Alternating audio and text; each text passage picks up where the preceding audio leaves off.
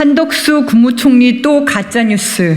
국제 가스 가격 10배 상승해도 전기요금 제대로 안 올린 것은 문재인 정부가 아니라 윤석열 정부.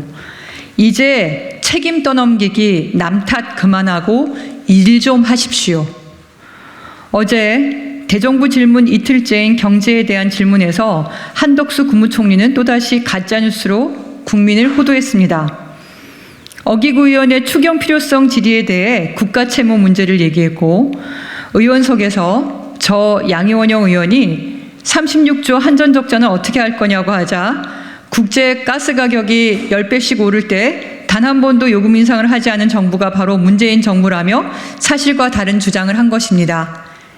이 가짜뉴스의 시작은 올해 초 최상목 대통령실 경제수석입니다.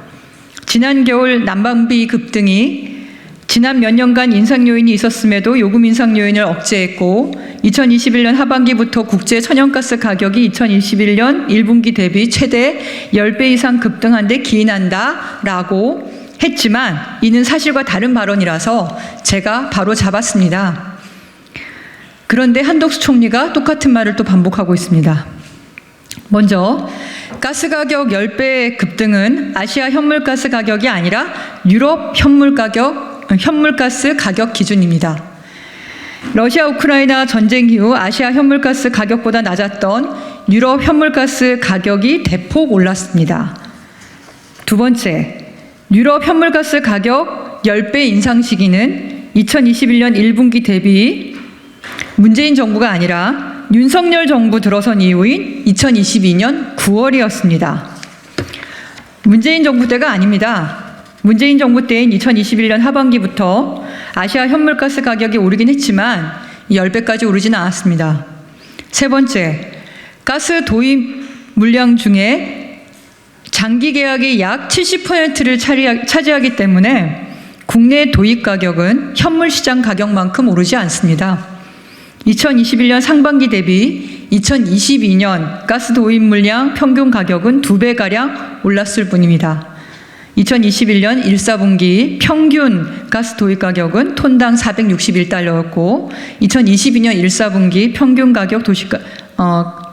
가스 도입 가격은 톤당 999.6달러였습니다. 네 번째, 급등한 가스 가격에 따른 전기연료 가격 상승에 제대로 대응하지 않아 대규모 한전 적자를 발생시킨 것은 윤석열 정부입니다. 윤석열 정부 들어선 이후에 가스 도입 물량 평균 가격은 2022년 9월에 최대 1,470달러까지 올랐습니다. 2021년 대비 3.5배 상승입니다. 전기 도매 가격을 정하는 가스연료 가격이 3.5배나 올라서 전기 도매 가격이 급등했지만 소매 가격에 반영하지 못해 1년에 약 33조의 한전 적자가 발생한 것입니다. 문재인 정부 당시는 유가와 가스 가격이 오르락내리락해서 한국전력공사는 연간 적자와 흑자를 반복했습니다. 2017년에는 4조 9,500억 원 흑자, 2018년에 2천억 원 적자, 2019년 1조 2,700억 원 적자, 2020년 다시 4조 800억 흑자, 2021년 5조 8,600억 적자였습니다. 전기요금 인상 요인이 크지 않았습니다. 하지만 윤석열 정부가 출범한 해인 2022년에 한전의 적자는 약 33조로 급증한 것입니다. 가스요금 올라도 전기요금 안 올린 것은 윤석열 정부이고 한덕수 총리인데도 여전히 전 정부 탓만 하고 있습니다. 탈원전 정책이 한전 적자 원인이라는 가짜뉴스도 단골 메뉴입니다. 탈원전은 시작도 안 했는데 탈원전 정책을 탈피한다면서 무리하게 원전 가동률까지 올리며 원전 비중을 최대로 끌어올린 윤석열 정부. 그런데도 역대 최대 한전 적자는 줄어들 줄을 모릅니다. 올해 1, 4분기 한전 적자 6.2조 추가되었습니다. 한덕수 총리는 여전히 전 정부 탓, 탈원전 정책 탓만 합니다. 윤석열 정부 출범한 지 1년이 넘었는데 여전히 전 정부 탓할 정도로 국정 운영에 자신이 없습니까? 못하겠으면 넘기십시오. 무엇하러 왜 정권을 유지하십니까? 국제 유가와 가스 가격이 올랐을 때 전 정부 탓을 한다고 해결되지 않습니다. 화석연료로부터 벗어나려는 노력을 해야 합니다.